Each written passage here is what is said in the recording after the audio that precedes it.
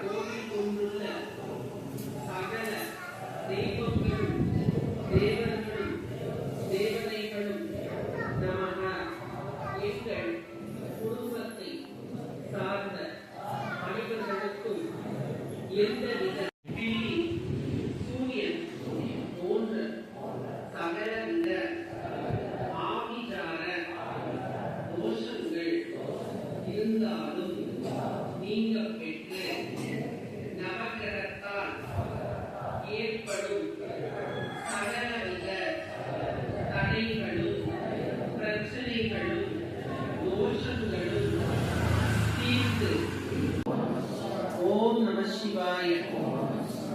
ஓம். உங்களுக்கு வேற ஏதாவது பிரச்சனைகள் வந்து மனசுல இருக்கும், அதையும் மனசார நினைச்சு இந்த பிரச்சனையெல்லாம் முடிஞ்சிடணும் அப்படின்னு மனசார நினைச்சு எழுதிக்கிங்க. அவ்வளவுதான்.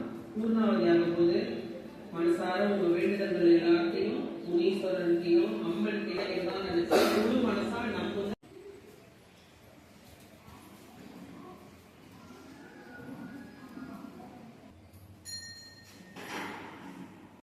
வினேஸ்வர சுவாமி கோயிலுடைய தலைமை ஜோதிடர் ராஜேந்திரனுடைய வணக்கங்கள்.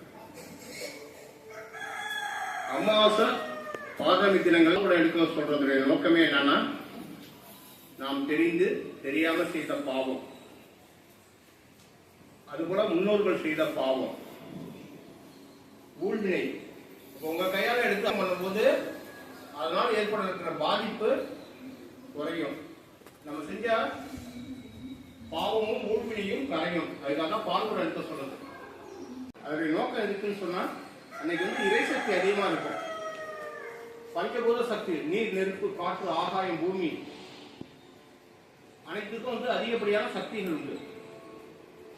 இந்த நேரத்தில் எது மற்ற நாட்கள்ல வந்து நம்ம பால விசகம் மற்றது வேண்டுதல் அமாவாசை பௌர்ணமியில செய்யும் போது இறைசக்தி அதிகமா இருக்கிறதுனால நம்முடைய வேண்டுதல்கள், உங்களுடைய வேண்டுதல்களா இல்ல என்ன உங்களுக்கு நடக்கணும், கிராமங்கள் இருக்கு, பிரச்சனைகள் இருக்கிறதெல்லாம் எல்லாம் எழுதி கொடுத்தீங்கன்னா இந்த அக்னி தேவன் மூலமா நேசத்தை ஒப்படைச்சிடுறோம். ஒன்சு கொடுத்துட்டாலே அதெல்லாம் நிறைவேறும். அதனாலதான் அமாவாசை பௌர்ணமிக்கு மட்டும்தான் பக்தர்கள் உங்க கையாலே எழுதி தர்றதை அப்படியே யாரும் படிக்க மாட்டாங்க, அப்படியே போட்டுருவாங்க. அது எழுதும் போது நல்லது மட்டும் எழுதுங்க, எழுதணும் எழுத வேண்டாம். மற்றவங்க ஏதாவது கெடுதல்னாலும் அதுவும் நடத்துறோம். அவங்க பாதிக்கப்படுவது மட்டும் இல்லாம அது வந்து நமக்கு ஊழ்மையா மாறிடும். மனிதனிலே பல வகை உண்டு.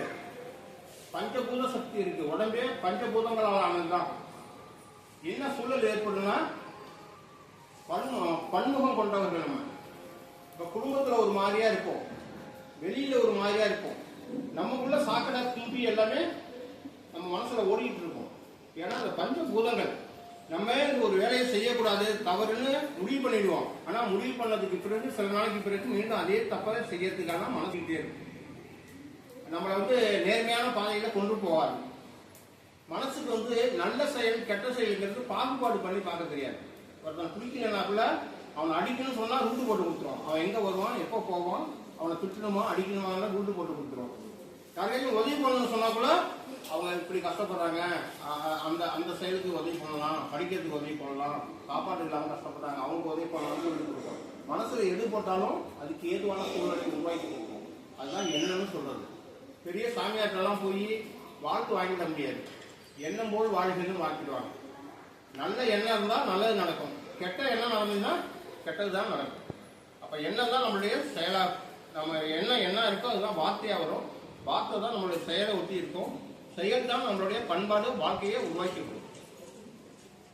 அதே மாதிரி எலுமிச்சை மூலம் தரோம், மந்திரிச்சு எலுமிச்சை மூலம் கொடுக்குறோம். என்ன நோக்கம்னா, அது வீட்டில் இருந்துச்சுன்னா எந்த தீய சக்தியும் அவங்க நெருங்காது.